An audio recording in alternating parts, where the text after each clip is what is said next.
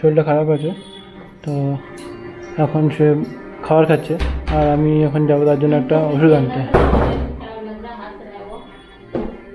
হ্যাঁ, এই ওষুধটা आनते হবে। नहीं नहीं नहीं, मेरे बैग के उसमें है, बैग में फोटो है। फोटो फोटो भेज दो मुझे। फ्रंट फ्रंट, अरे लेके जाओ यार सैंपल में, तो 1 घंटा लगेगा उसको एकदम। এইটা এটাই তো।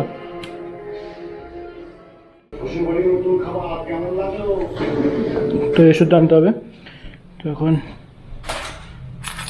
বেরিয়ে যাচ্ছি ওষুধটা আনতে।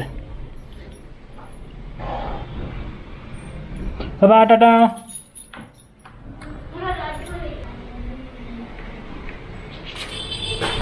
সবাই বলছে রাজমা নিয়ে আসতে, এত কিছু আনা সম্ভব?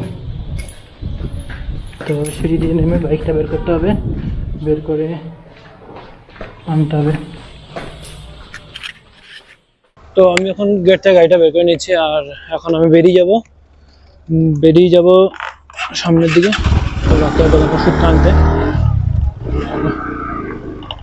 সামনের ভিউটা আপনারা দেখতে পাচ্ছেন রাত্রেবেলা, রোড প্রেজেন্সটা কেমন, হালকা হালকা বৃষ্টিও পড়ছে। বৃষ্টির মধ্যে আটকে যাবো কিনা জানি না, যাই গিয়ে দেখা যাক।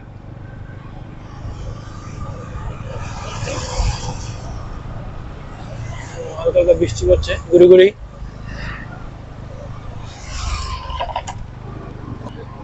তো আমার ঘর থেকে মেডিকেল শপটা, অনেকগুলো মেডিকেল শপ আছে, কিন্তু এই ওষুধটা নিতে গেলে সেই প্রেডিকশন যে ডাক্তারটা মানে বাচ্চাদের ডাক্তার, তাদের কাছ থেকেই নিতে হবে। অন্য জায়গায় অন্য কোম্পানির অন্য মডেল পাওয়া যায়, যেটার জন্য আর ব্যাঙ্গালোরে জানেন ওয়েদার কেমন, খুবই ঠান্ডা ওয়েদার থাকে, যেই কারণে বাচ্চাদের খাসি খুবই বেশি হয় আর ঠান্ডাও লেগে থাকে। তো অলমোস্ট আমার ছেলের 3-4 দিন ধরে তো খাসি লেগেই ছিল, সর্দি কাশি। তো এখন কি করা যাবে, ট্রিটমেন্ট করার পরেও রাত্রে শোয়ানোর সময় কাশছিল, তো ভাবলাম যে একটা কফ সিরাপ নিয়ে আসি। তো কফ সিরাপ আনতে যাচ্ছি, কিন্তু গুড়ি গুড়ি বৃষ্টি হচ্ছে। আর আমি যে জায়গাটা আছি সেখান থেকে সেই ডাক্তারের দোকানটা অলমোস্ট 2 থেকে 3 কিলোমিটার। আপনার সাথে শেয়ার করছি ভিডিওটা।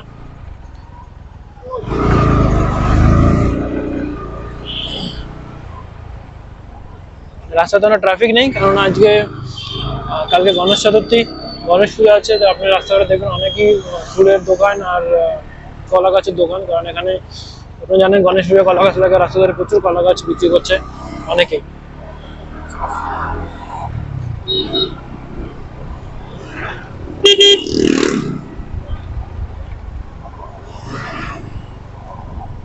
তো ট্রাই করছি ভিডিওটা বানানোর, কারণ ভিডিওটা আমরা বুঝতে পারবো যে নাইট ভিশনসটা কেমন আসছে আর ভয়েসটা কেমন আসছে, ইমপ্রুভমেন্ট কোথায় কি করতে হবে, এই বিষয়গুলো দেখার জন্যই মেইনলি আমার এই ভিডিওটা বানানো।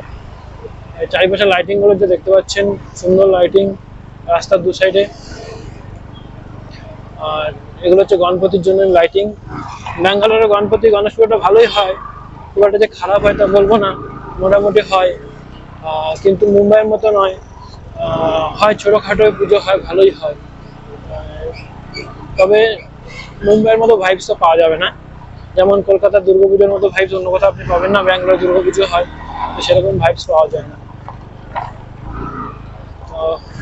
ট্রাফিক তেমন একটা নেই, কারণ এখন রাত বাজে অলমোস্ট 9টা বাজতে চললো, ট্রাফিক তেমন একটা নেই।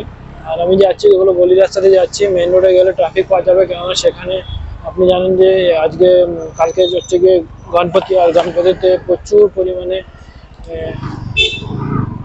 লোক বেরিয়েছে।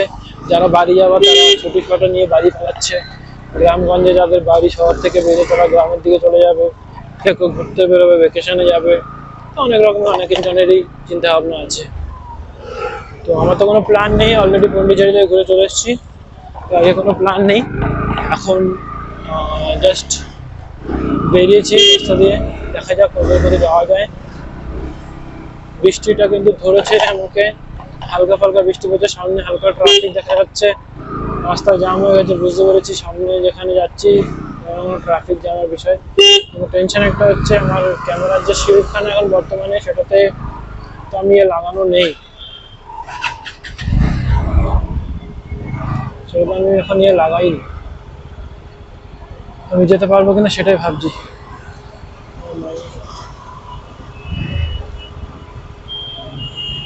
এতটা ট্রাফিক হয়ে গেছে, এখান দিয়ে বেরোনোটাই মুশকিল হয়ে যাবে। ব্যাঙ্গালোরে একটা সমস্যা, গলি গলি যেখানে যাবে সেখানে ট্রাফিক, আর খতরনাক ট্রাফিক।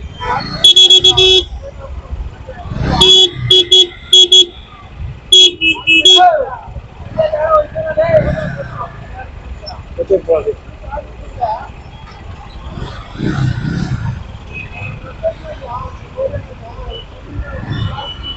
অতিরিক্ত এই ট্রাফিক, মানে জীবনের অর্ধেকটা সময় ট্রাফিকে বেরিয়ে যায়।